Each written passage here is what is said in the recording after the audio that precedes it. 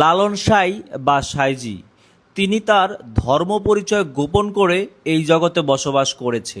লোকমুখে শুনেছি আমরা, যৌবনকালে তিনি তিক্ত ভ্রমণে গিয়ে বসন্ত রোগে আক্রান্ত হলে সঙ্গীরা তাকে পরিত্যক্ত করে, তার পরবর্তী তাকে ভেলায় ভাসিয়ে দেয়।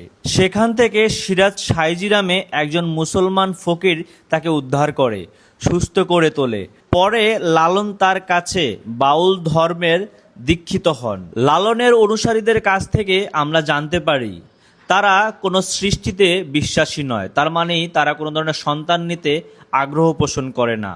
তারা অনেকেই মাছ, মাংস, ডিম খান না এবং তারা বিশ্বাস করে মানবধর্মেই সবচেয়ে বড় কিছু এবং বাকি যা কিছু আছে সবগুলোই মিছে মায়া, আদার্স ইত্যাদি ইত্যাদি। তাদের এই কর্মকাণ্ডে আপনারা কি ভাবছেন সেটা অবশ্যই আমাদের এই ভিডিওর কমেন্ট সেকশনে কমেন্ট করে জানাবেন।